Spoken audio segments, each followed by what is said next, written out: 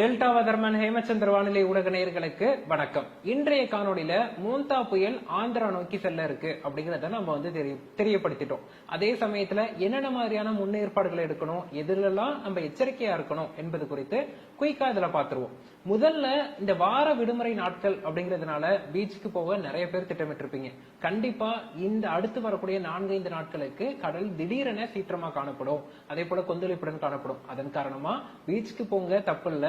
அதே சமயத்துல கொஞ்சம் உள்ளர ஆழ்கடலுக்கு போய் நீங்க குளிக்க முயற்சிப்பது அல்லது பீச்ல குளிப்பது போன்றவற்றை இந்த புயல் கரையை கடக்கும் வரைக்கும் தவிர்ப்பது நல்லது. எந்தெந்த மாவட்டங்கள் அப்படின்னு கேட்டா, சென்னை தொடங்கி கன்னியாகுமரி வரையிலான அனைத்து தமிழக கடலோர பகுதிகள், ஆந்திரா கடலோர பகுதிகள் என எங்கு பீச்சுக்கு போனாலும் அடுத்த ஒரு 4-5 நாட்களுக்கு பீச்ல குளிக்க முயற்சி செய்ய வேண்டாம். அடுத்ததா மீனவர்களை பொறுத்தளவுக்கு, அதாவது கரையோரத்துல பெரிதாக காற்று, சூறை காற்றின் வேகம் இல்ல, மேலும் நமக்கு கடல் கொந்தளிப்பு அந்த அளவிற்கு இல்ல என்று நீங்க ஆழ்கடலுக்கு மீன் பிடிக்க செல்ல வேண்டாம். கண்டிப்பாக புயல் சின்னம் உருவாகி இருப்பதன் காரணமா அக்டோபர் 29ஆம் தேதி வரைக்கும் வானிலை மையத்திலிருந்து மறு அறிவிப்பு உங்களுக்கு வரும் வரைக்கும் நீங்க கடலுக்கு மீன் பிடிக்க செல்லக்கூடாது. அது தென் மாவட்டங்களாக இருக்கட்டும், காவிரி படுகை மாவட்டங்களாக இருக்கட்டும், வட மாவட்டங்கள், ஆந்திர மாநிலம் என அனைத்து பகுதிகளுக்குமே இது பொருந்தும்.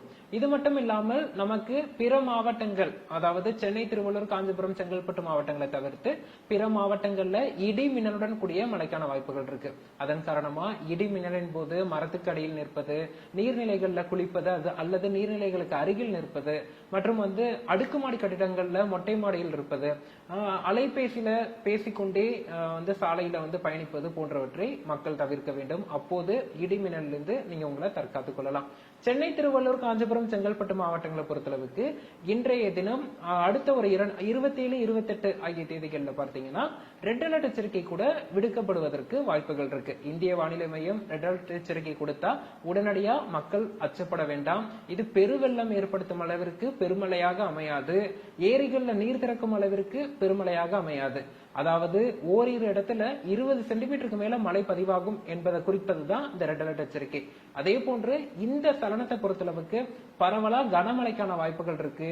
ஓரிரு இடங்கள்ல மிக கனமழையும், கடலோரத்தின், குறிப்பா சென்னை, திருவள்ளூரின் கடலோரத்தின் ஓரிரு இடங்கள்ல அதீத கனமழையா 20 சென்டிமீட்டருக்கு மேல மழை பதிவாகும் என்பதை குறிப்பிடுவதற்கு தான் ஒருவேளை ரெட் அலர்ட் எச்சரிக்கை விடுக்கப்பட்டால் விடுக்கப்படும். அதன் காரணமா சென்னை, திருவள்ளூர், காஞ்சிபுரம், செங்கல்பட்டு மக்கள் அச்சப்படாமல் முன்னெச்சரிக்கையா இருங்க. தேவையின்றி அக்டோபர் 27, 28 தேதிகள்ல வெளியில் செல்வதை தவிர்த்துக் கொள்ளுங்க.